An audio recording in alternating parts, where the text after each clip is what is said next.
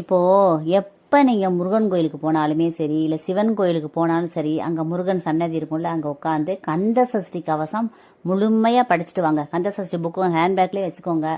எப்போ நீங்கள் போனாலுமே கந்த சஷ்டி கவசம் முருகன் சன்னதியில் உட்காந்து நிதானமாக ஒரு ஓரமாக உட்காந்து முழுமையாக படிச்சுட்டு வாங்க. அதோட மகத்துவமே தனி. கந்த சஷ்டி கவசம் அந்த சன்னதியில் உட்காந்து படிக்கும் பொழுது முருகப்பெருமான் அருள் நேரடியாகவே கிடைக்கும் உங்களுக்கு. உங்கள் வாழ்க்கையில் உள்ள துன்பங்கள் அனைத்துமே ஓடிடும்.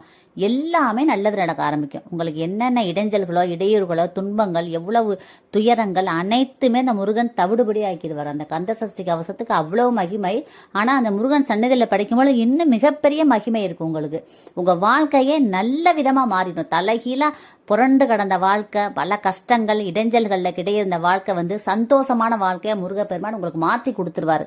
அதனால எப்பொழுதுமே கந்த சஷ்டி கவசம் புக்கு உங்கள் ஹேண்ட்பேக்கில் வச்சு நீங்கள் கோயிலுக்கு போகும்போது கண்டிப்பாக படிங்க. உங்கள் வாழ்க்கையில் எல்லாமே நல்லதாகவே நடக்க ஆரம்பிக்கும். இந்த பதிவை எல்லாருக்கும் ஷேர் பண்ணுங்க, கமெண்ட் பண்ணுங்கள். எல்லாருமே நல்லா இருக்கணும் ஃப்ரெண்ட்ஸ். Thank you friends. வாழ்க வளமுடன். தேங்க்யூ.